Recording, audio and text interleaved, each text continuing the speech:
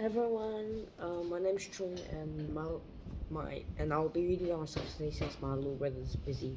Today is day 40 of us reading Bill Clinton, My Life, and let's get started.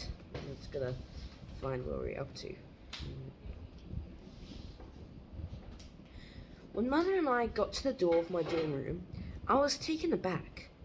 The 1964 presidential campaign was in full swing, and there, plastered on my door, was a Goldwater sticker. I thought I'd left them all behind in Arkansas. It belonged to my roommate, Tom Campbell, an Irish Catholic from Huntington, Long Island. He came from a staunch conservative Republican family, and had been a football player at Xavier Jesuit High School in New York City. His father was a lawyer who won a local judgeship running on the Conservative Party line. Tom was probably more surprised than I was by his assigned roommate. I was the first Southern Baptist from Arkansas he'd ever meet, and to make matters worse, I was a hardcore Democrat for LBJ. Mother wasn't about to let a little thing like politics stand in the way of good living arrangements. She started talking to Tom as if she'd known him forever, just as she always did with everyone. And before long, she won him over. I liked him too, and figured we could make a go of it. And we have. Through 4 years of living together at Georgetown and almost 40 years of friendship. Soon enough, Mother left me with a cheerful, stiff upper lip parting, and I began to explore my immediate surroundings, beginning with my dorm floor. I heard music coming from down the hall, Tara's theme, from Gone with the Wind, and followed it, expecting to find another Southerner, if not another Democrat. When I came to the room where the music was playing, I found instead a character who defied categories, Tommy Kaplan. He was sitting in a rocking chair, the only one on our floor. I learned that he was an only child from Baltimore, that his father was in the jewelry business, and that he had known President Kennedy. He spoke with an unusual clipped accent that sounded aristocratic to me. Told me he wanted to be a writer, and regaled me with Kennedy tales. Though I knew I liked him, I couldn't have known then that I had just met another person who would prove to be one of the best friends I'd ever have. In the next 4 years, Tommy would introduce me to Baltimore, to his home on Maryland's Eastern Shore, to the Episcopal Church and its liturgy. In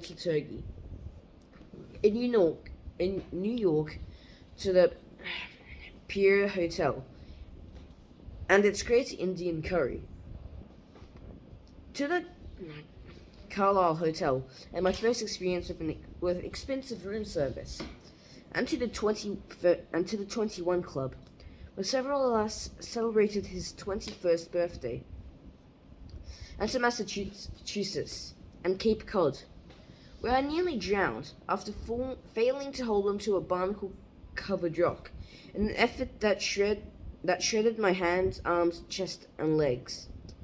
Trying desperately to get back to shore, I was saved by a fortuitous long, narrow sandbar and a helping hand from Tommy's old school friend, Fife Symington, later Republican governor of Arizona.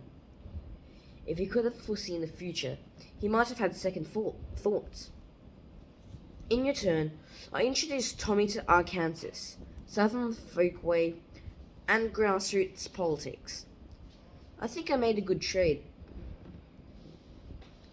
Over the next several days, I met other students and started classes. I also figured out how to live on $25 a week. $5 came off the top for the required 5 dress shirts, and I decided to eat on $1 a day. Monday to Friday, and allocate another dollar to weekend meals, so that I'd have $14 left to go out on Saturday night. In 1964, I could actually take a date to dinner for $14. Sometimes a movie too. Though I had to let the girl order first to make sure a combined order plus a tip didn't go over my budget. Back then, there were a lot of good restaurants in Georgetown where $14 would go that far. Besides, in the first few months, I didn't have a date every Saturday, so I was often a little ahead on my budget. It wasn't too hard to get by on a dollar a day the rest of the time. I always felt I had plenty of money, even enough to cover the extra cost of a school dance or some other special event. At Wise Miller's Deli, just across 36th Street from the Walsh Building, where most of my classes were, I got a coffee and two donuts for 20 cents every morning. The first time in my life I ever drank coffee. A habit I still try to lick now, and then with limited success. At lunch, I splurged to 30 cents. Half of it bought a Hostess fried pie, apple or cherry. The other half went for a 16-ounce Royal Crown Cola. I loved those RCs, and was really sad when they quit producing them. Dinner was more expensive, 50 cents. I usually ate at the Hoya Carryout, a couple of blocks from our dorm, which despite its name, had a counter where you could enjoy your meal. Eating there was half the fun. For 15 cents, I got another big soft drink, and for 35 cents, a great tuna fish sandwich on rye, so big you could hardly get your mouth around it. For 85 cents, you could get a roast beef sandwich just as big. Once in a while, when I hadn't blown the whole $14 the previous Saturday night, I would get one of those. But the real attractions of the Hoya Carryout were the proprietors, Don and Rose. Don was a husky character with a tattoo on one of his bulging biceps.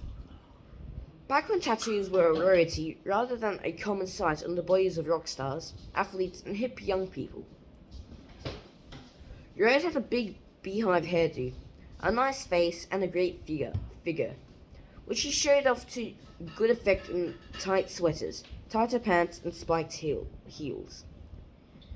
She was a big draw for boys with small budgets and large imaginations, and Don's good-natured but vigilant presence guaranteed that all we did was eat. When Rose was at work, we ate slowly enough to ensure good digestion. In my first 2 years, I rarely ventured beyond the confines of the university and its immediate surroundings, a small area bordered by M Street and the Potomac River to the south, Drew Street to the north, Wisconsin Avenue to the east, and the university to the west. My favorite haunts in Georgetown were the Tombs, a beer hall in the cellar below the 1789 restaurant, where most of the students went for beer and burgers. Billy Martin's restaurant, with good food and atmosphere within my budget, and the cellar door just down the hill from my dorm on M Street. It had great live music. I heard that Glenn Yarborough, a popular 60s folk singer, the great jazz organist Jimmy Smith, and a now forgotten group called the Mugwumps, who broke up shortly after I came to Georgetown. Two of the men formed a new, more famous band, the Mamas and the Papas. Sometimes the cellar door opened on Sunday afternoon, when you could nurse a Coke and listen to the Mugwumps for hours for just $1. That's gonna be all for today. And have a good night. We were on page 73 so far, and that's gonna be all for today. Bye bye. See you next time. Bye. Good night.